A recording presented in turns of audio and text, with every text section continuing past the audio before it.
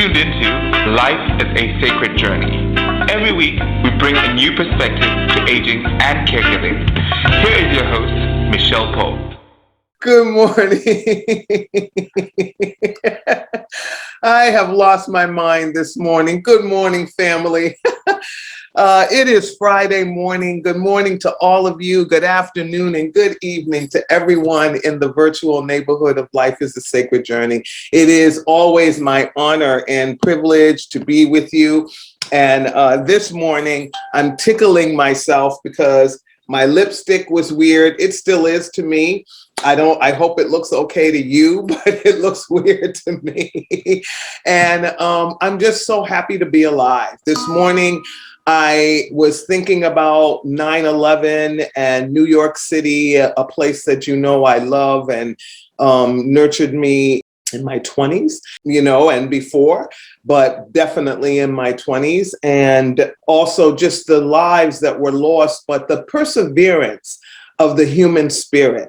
So good morning to all of you humans out there, and for the perseverance that we carry in our hearts, the human spirit that we bring to this world, and to all those families that have survived 9/11, that tragedy that we will always remember. And at some point today, take a moment and just think about, and actually, if you would like to share in the chat, where were you on 9/11? I think we asked that question last year when we had behind us the towers. And, I was remembering that this morning.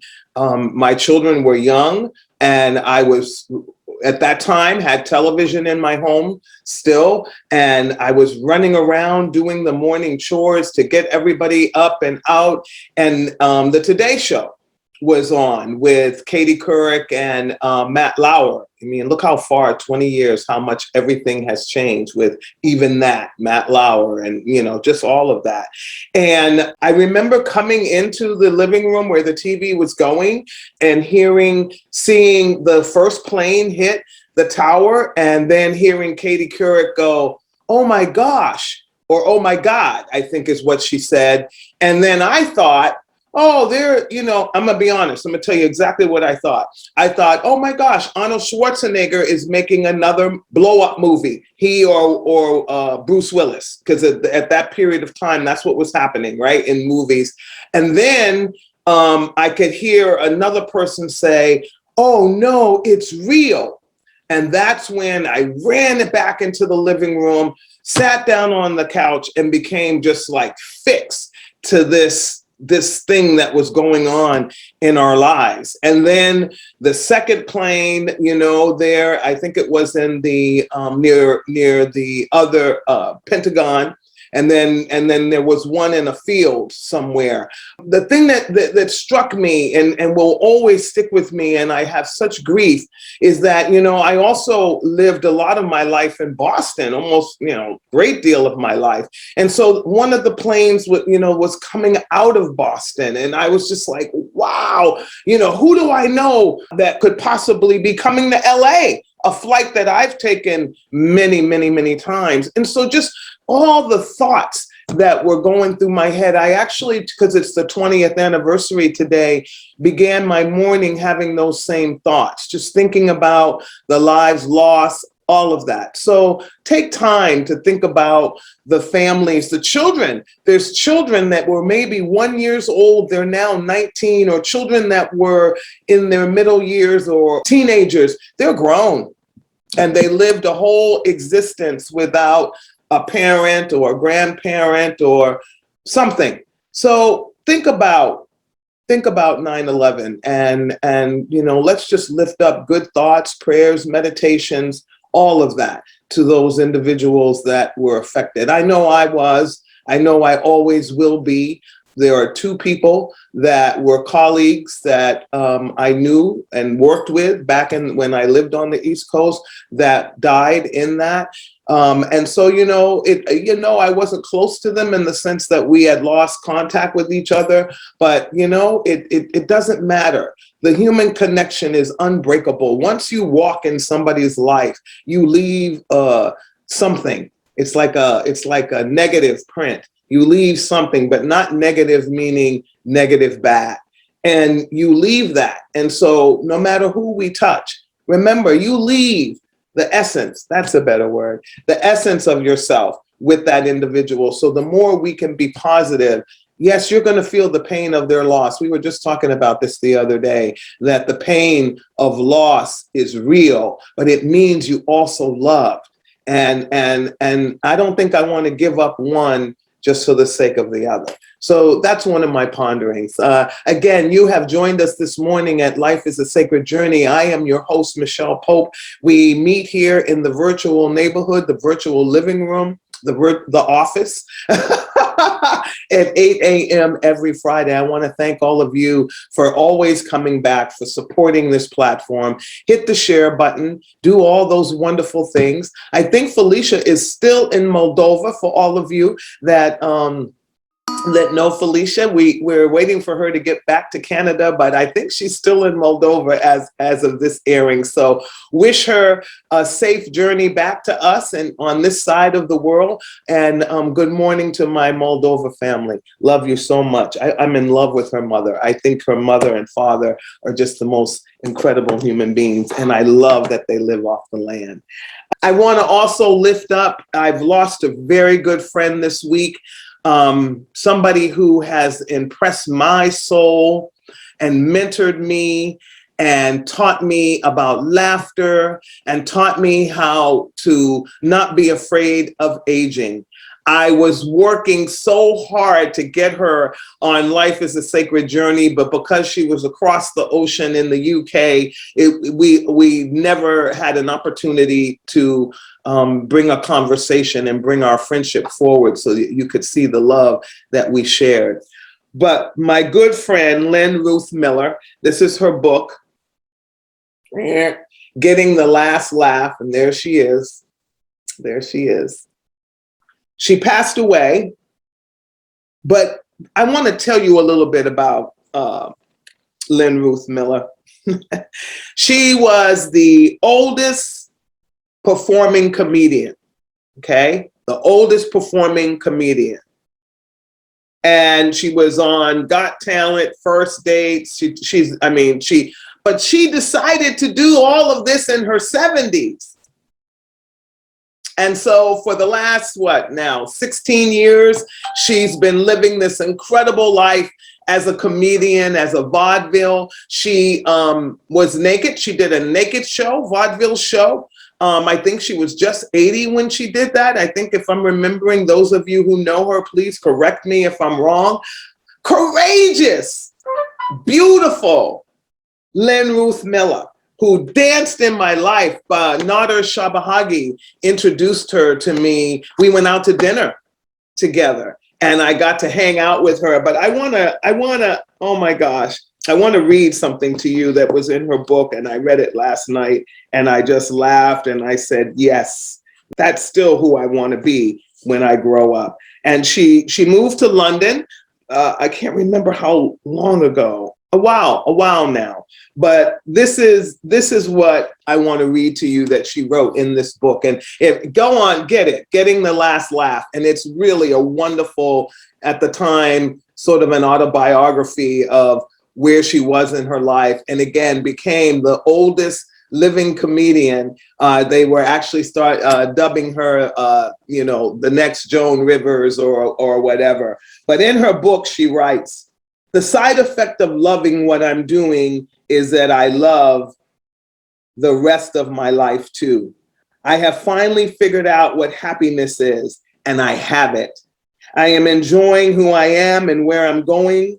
I have many, many goals to reach, and I'm not nearly where I want to be, not yet." And then, Lynn Ruth Miller, wherever all the good souls go to party and dance with the divine, I know you're there putting on a show, doing some dirty jokes, girl, because she did some dirty jokes. I'm like, girl. Lynn Ruth Miller, set the heavens on fire. And thank you so much for being my friend. Thank you so much for telling me that, just go do the damn thing. And that's exactly what she said to me. Just go do the damn thing. And the damn thing was live your life. Lynn Ruth Miller, thank you so much. God bless you. Rest in peace. Also, we have coming up, and I'm really excited about this as well. Cedric Bridgeforth is a pastor and friend and colleague, and he's been working on a book for years now, and the book is out. And I ordered it, and I'm halfway through it. It's a dense read for me because I keep going back, and his story has glimpses of many stories of Black, gay individuals throughout the world.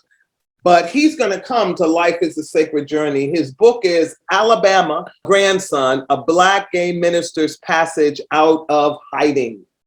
And so he is going to be coming. We're setting up some time for him to come and have a conversation with us. This is a great read. I know in the church world, LGBTQIA, transgender, the conversation gets us all weirded out, and we don't want to talk about it, and we want to do all kinds of things.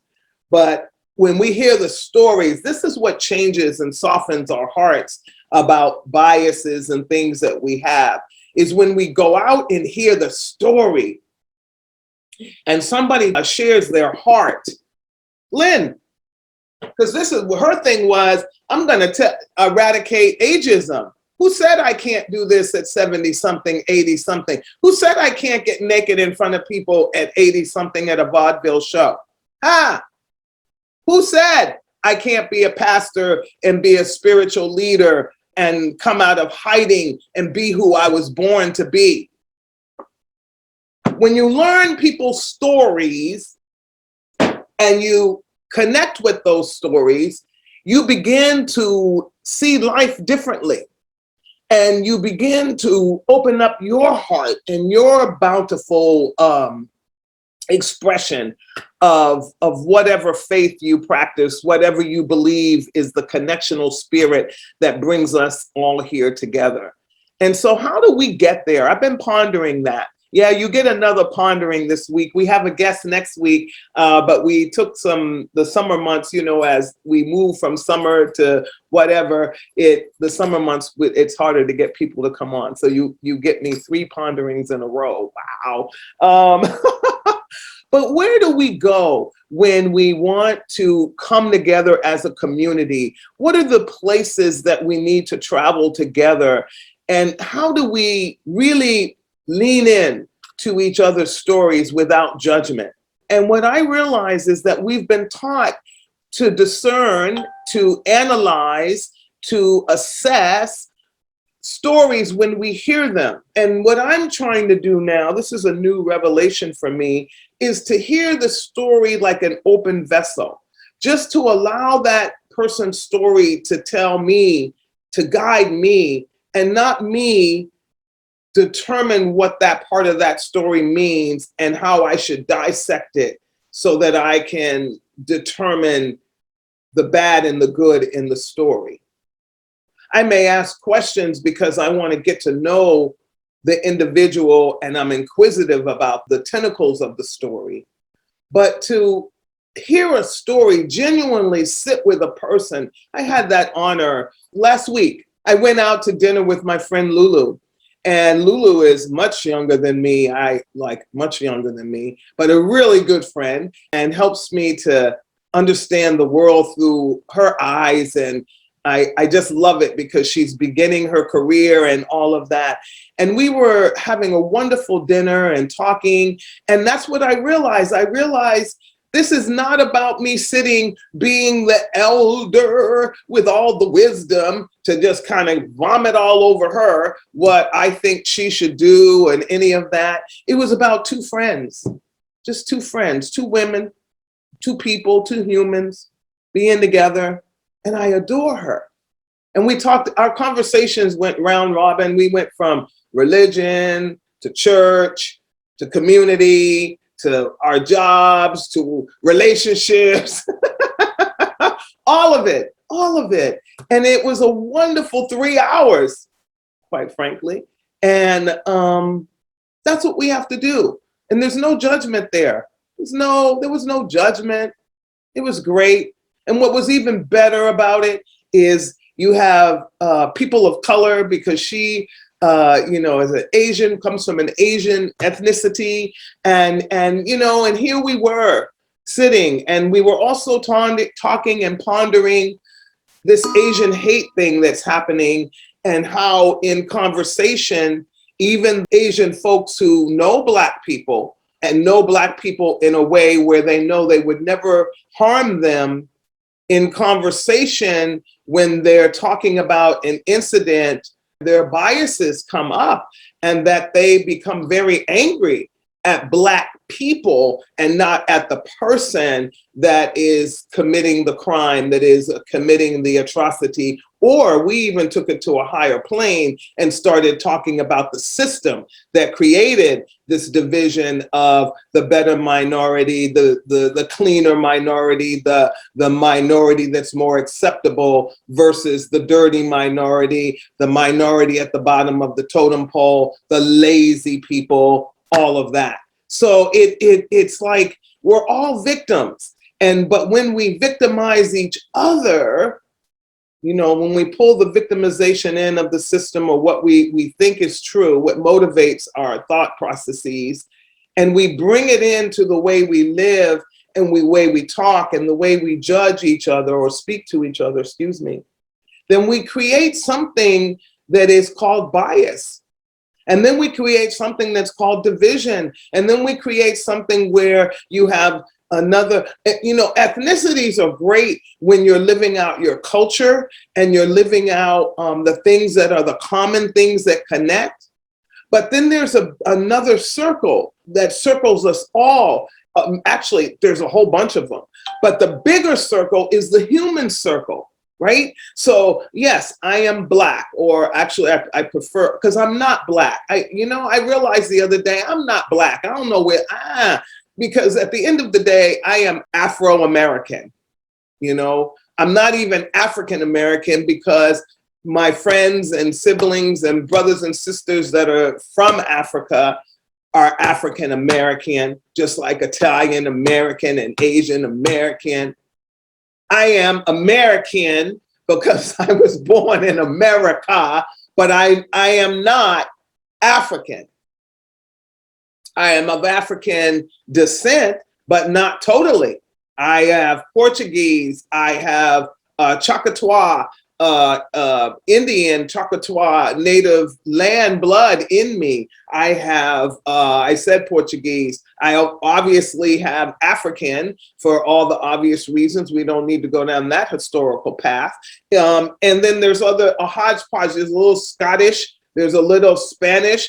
And so, I mean, if that's the case, then let me identify everything that I am, because I am all of those things. And then I am a East Coast person. I'll always be that. People always know I'm from the East Coast, not just by my accent, but by my behavior and the way that I kind of analyze things, because that's where I was nurtured and born, and everything became who I am. I moved here as an adult. I was 30-something, almost 30 years old when I moved here. So I was already papa-locking by the time I got to California. Right? So I'm that too. And then I'm a leader, not only in the community, at my centers, at the church. So I'm a leader. So there's a big another circle. I'm a humanitarian, because I reach out to people all over the world, and I'm engaged in ministries and things all over the world that don't even have anything to do with the church, but they have to do with connections that I've made in my life, and I'm supporting those connections, like my friend over there in Greece that's taking care of the beautiful dogs and some cats, So that's everything that I am. So that if you just pick one aspect of who I am, and I haven't even given you all of them. I'm a sister, I'm a cousin, I'm a bad cousin. I'm a cousin, and I'm using bad as good, because I love my cousins. They're like siblings to me. It's bigger. My cousins aren't like these adjuncts to my life. They are like siblings to me. They're my do or dies. And we just had another little cousin born into our family. Yeah, he's cousins away, but he's my family. We don't measure each other like that. Oh, 6th degree cousin, 9th degree cousin. That's my cousin. And the new baby cousin that was born in the last 48 hours, welcome to the Pope clan, baby. Welcome. You've joined an incredible family and we will support you. We are movers and shakers in the world, and the Pope family will guide you through this journey of life. It's going to be hard. It's going to be crazy, but there's a lot of joy in it. So welcome, little boy. Mwah. I don't even know his name yet. I have to look it up on Facebook, but welcome. I know it's a boy. We create a lot of boys. So in life, it's about the connections. It's about the things that connect us and guide us through, where you don't have to hear the person's voice every day, but you're connected to them, like my friend Renee up in Grass Valley. I've been thinking a lot about her just because I have a beautiful statue in my home, she and Teresa, and we used to meet every summer in Grass Valley. And I think it's been, oh my gosh, too long that I've been able to go up there. But I still feel them. They are my friends. I love them. They every time I look at the statue, I'll bring it one day to the office, but it's so beautiful. And it reminds me of me, and it reminds me of them, and it reminds me of a place, Grass Valley, that I love so much, where I went jogging in the morning mist and came across a mother with her cub, a bear with her cub, and had to learn, don't keep running, girl. Go in the opposite direction, okay? But again, that is what memories and relationships and connection is all about. It's not about trying to create these negative things to remember about an individual so that you go away with all this negative drama in your heart, soul, and spirit. It's about the positive connections and the places where you can love and show acceptance. I was in Ace Hardware. Everybody who knows life is a sacred journey. My favorite store is, the high-end retail stores, not just because I don't purchase anything. I just love going in. I love things that are made well. And I love hardware stores. And at the Ace Hardware store, they have an incredible buyer that buys these things for your backyard, patio, blah, blah, blah. Well, there was a beautiful screen. It's very ornate, handmade butterflies in vibrant colors. And it's almost $400, maybe $500. Okay. Well, I was admiring it on one side, and this other man was admiring it on the other. And I finally came over. He said, come over to the other side. He said, wait till you see this side. And I came over went over, and I looked at it, and we began this conversation. Okay. So this is an older white man, conquered, looked as if he could be one thing, but in our conversation, he wasn't that at all. He was a creative being like myself who admired beauty. We were dissecting how it was made, because that's what I do too. I'm like, okay, was it soldered? Was it da-da-da? And then he said to me, what would you do with it? I said, I know, right? It's so pretty. You wouldn't want it outside, even though I think that's where it's meant to go. And then I said to him, oh, this would be a cool headboard for a twin size bed. He was like, oh my gosh, that's a great idea. I said, or you could use it in front of a fireplace. He was like, oh yeah, but not too close because I don't know what kind of paint. Okay, so if I looked at that man based on what all of the media, all of the documents say a redneck looks like, okay, he would have fit that profile. But when you get under the cover of the book, he wasn't that at all. He wasn't that at all. And he made a connection with me that went beyond anything. We went right to who we are, the spirit of us, these creative beings that are trying to figure out. One, both of us were like wanting it.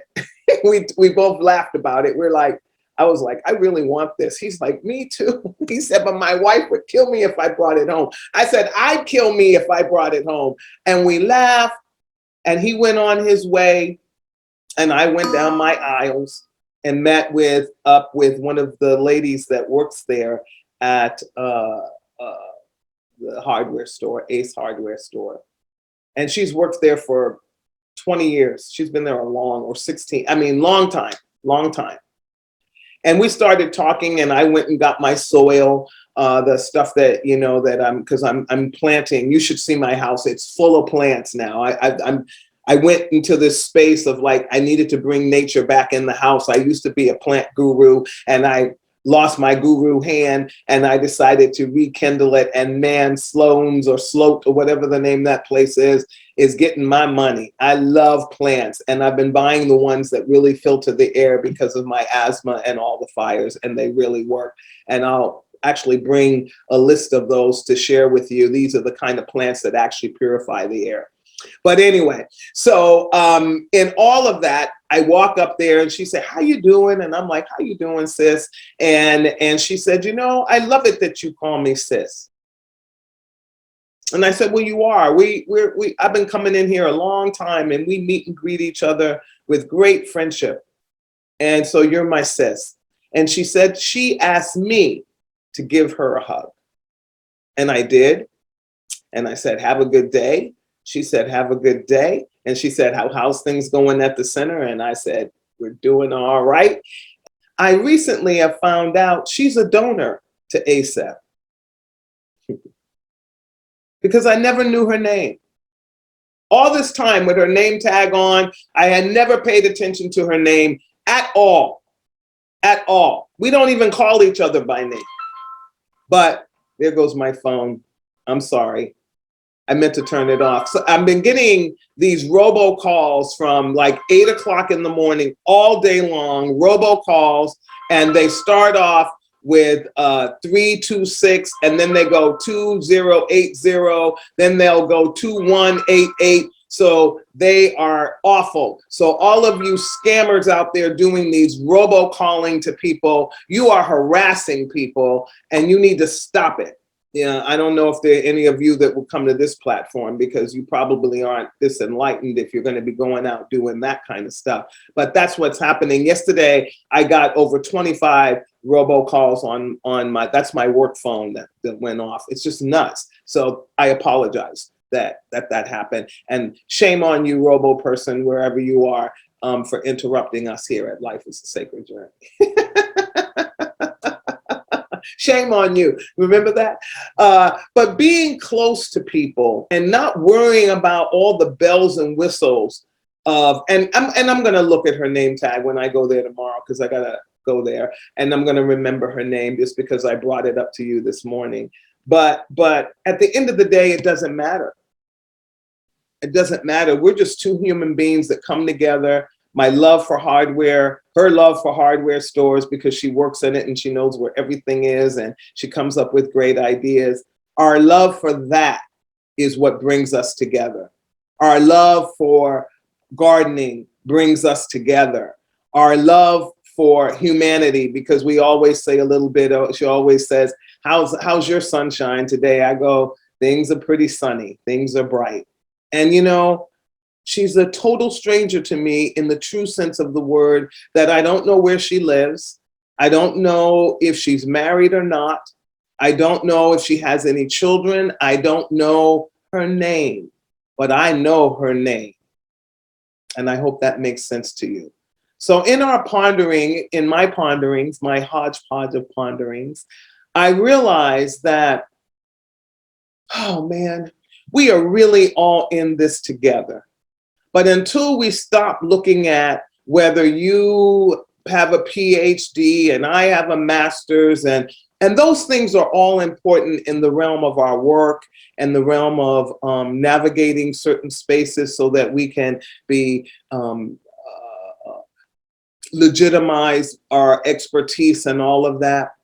But when we come together as a humanity, come bare, shed all that stuff that's in your cool vest. I remember one of our youth directors used to tell the youth, take off your cool vest and just come as you are. Come as you are. And the cool vest has pockets in it. So all those roles that you play, take the stuff out of the stuff. Just, take off, or just take the cool vest off so that you can just connect with people without trying to figure out what kind of car they drive, where they live, how much money they make, why they dye their hair, why they don't, whether they have fungus toenails, all that stuff. It doesn't matter.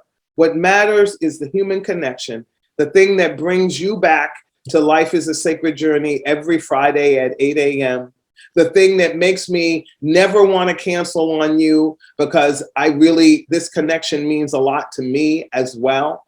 The thing that makes it so Felicia's mother is willing to let Felicia do a video of her with her chickens so that I can connect with her and she's not just a voice, she's a person. The thing that makes me connect with my unsheltered friends, that makes me want to know them better and to be less like us and them. The thing that makes me want to listen to younger people, 40 years younger than me, 30, 20, 10, all I want to listen to the babies all the way down. I want to listen to them. I was in the grocery store, last story, but today I was in Whole Foods. And even though we're still practicing 6-foot distancing, there was a mother with a little, I'm going to say toddler, but not almost two, because they were, starting to use words but definitely still an infant, not two. And the baby caught my eye, meaning the baby caught my eye because the baby was staring at me. And I realized, probably I may have been the first Black person that baby had seen, or it was the colors that I had on. I mean, it could be my hair. It's usually my hair or my earrings. There's a lot of things that could have attracted this baby. But when we went eye to eye, I smiled. I had my mask on, but I smiled under the mask. I mean, a big smile, because all of you know I love babies. I love children. They're amazing. And the baby started smiling. And so then I said, good morning, you beautiful little person. It's so good to meet you. And the mother looked at me and, she smiled. And then the baby giggled. And I said, thank you. It's so nice to hear your voice. And it's so nice to meet you. And then the baby started to try to get out of the cart. And I said, oh, no, you can't come with me. And the mother said, oh, I wish he could. I said, you need a break, huh? I said, I remember being a mom during those times. I said, just breathe. You'll get through it. And just, pay attention to the things that are important and allow your child the freedom that it needs to be creative. And thank you for letting me enjoy this beautiful child. So what that point of that story is this.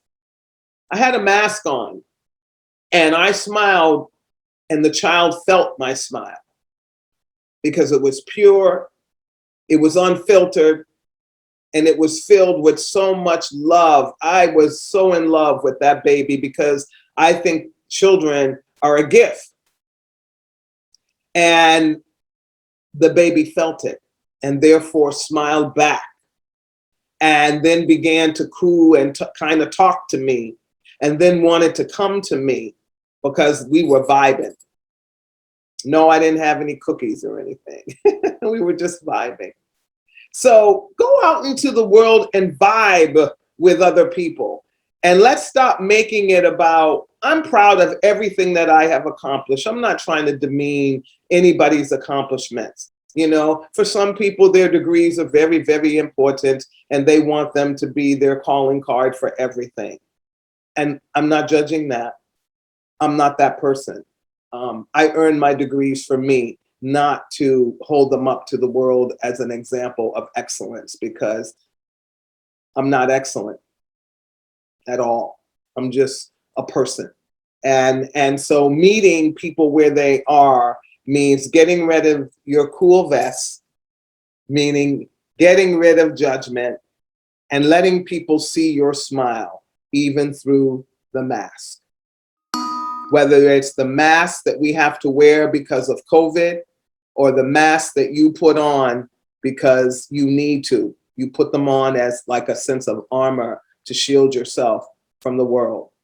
Take your mask off, laugh through your mask, smile through your mask, love through your mask, and one day you won't have a mask. And the only mask that you'll be forced to wear until we get rid of COVID is the COVID mask. So have a wonderful weekend. Thank you for coming to Life is a Sacred Journey. Thank you for everything that you have done to lift us up. Hit the share button, share all around.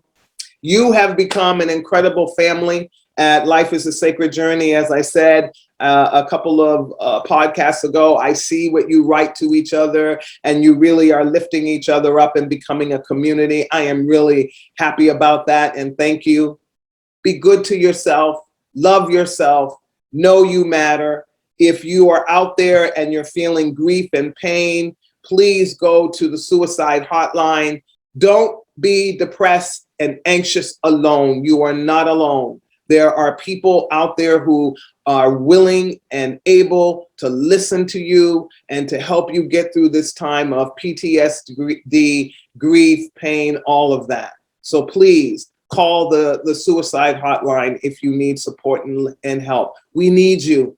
The world needs you. And if you weren't here, yes, it would matter. It would matter to us all.